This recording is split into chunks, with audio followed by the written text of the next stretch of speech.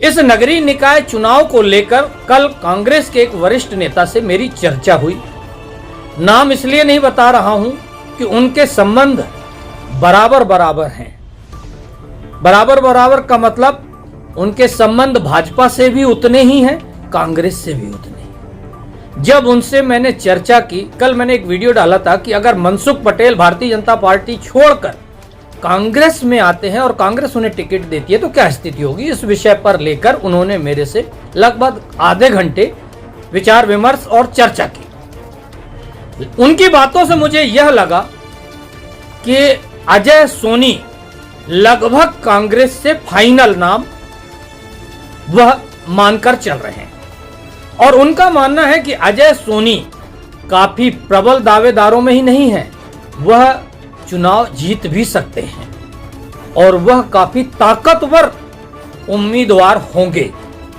अब मेरी जिज्ञासा हुई कि मैं उनसे जानूं कि अजय सोनी आखिर इतने ताकतवर उम्मीदवार कैसे होंगे। तो उन्होंने बताया कि वह एकेएस यूनिवर्सिटी और कई कंप्यूटर कॉलेज चलाते हैं। उनके यहाँ लगभग 700-750 का स्टाफ है। 750 का स्टाफ यानी 750 परिवारों को उन्होंने रोजी रोटी दे रखी है।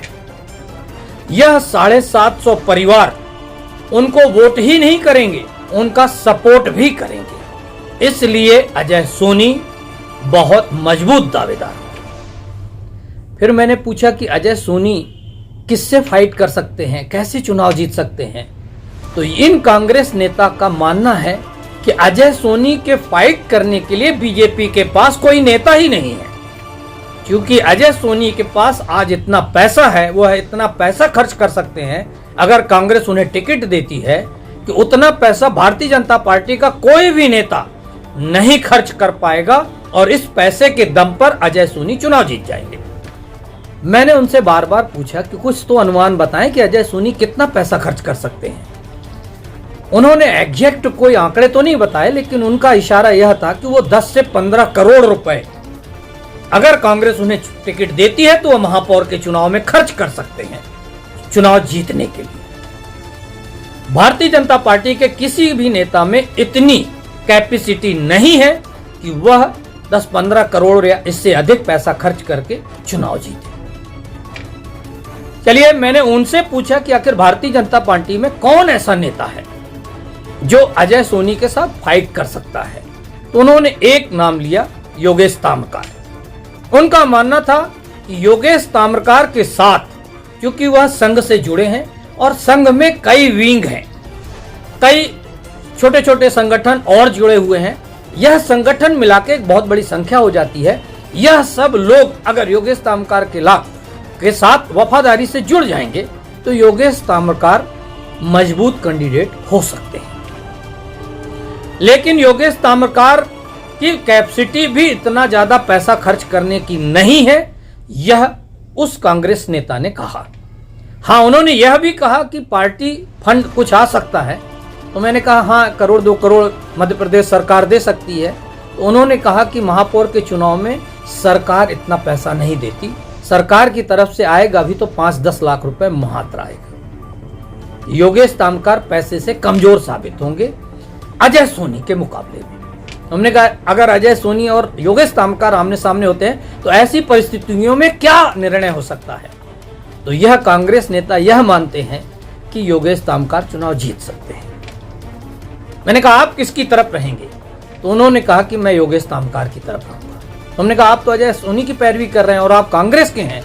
तो उन्होंने बोला कि योगेश ताम्रकार व्यापारी है और मैं व्यापारी के साथ हूं। फिर मैंने ही उनसे चर्चा की कि क्या भारतीय जनता पार्टी में अनिल जायसवाल को अगर टिकट मिलती है तो अनिल जायसवाल कैसे कैंडिडेट होंगे। तो उन्होंने बोले कि अनिल जायसवाल काफी समय से नगर निगम से जुड़े हुए हैं, उन्हें बहुत सारी नगर निगम की जानकारियां हैं और वह भी मजबूत कैंडिडेट होंगे। लेकिन अनिल जायसवाल अजय सोनी की फाइट में थोड़ा कमजोर साबित होंगे। मैं बार बार पूछता रह गया कि आखिर कारण क्या है कि अनिल जायसवाल अजय सोनी से कमजोर साबित होंगे। इस विषय पर वह कुछ बोल नहीं पाए और बता नहीं पाए। अलग अलग लोगों की अलग अलग मंशाएं हैं।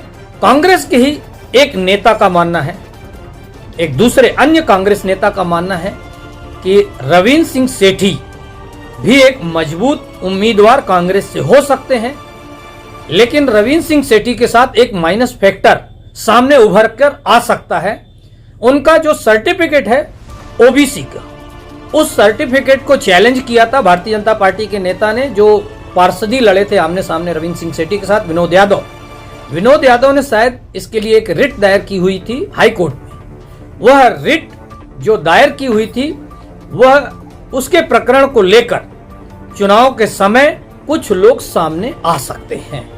मतलब रविंद्र सिंह सेठी के ओबीसी जाति प्रमाण पत्र को चैलेंज किया जा सकता है, विवादित किया जा सकता है। लेकिन इसके बावजूद इन कांग्रेस नेता का यह भी कहना था कि मैं रविंद्र सिंह सेठी के साथ हूं। यह बहुत दिलचस्प चुनाव होगा, मगर चुनाव कब होगा अभी इसका पता नहीं है। पार्षदों की नींद हराम है। सुबह 6 बजे से आपको पार्षद गली गली घूमते हुए दिख जाएंगे। जो पार्षद 8-9 बजे तक सोकर नहीं उठते थे, अब उनकी इस ठंड में भी नींद खुलने लगी है, मतलब नींद हराम हो चुकी है।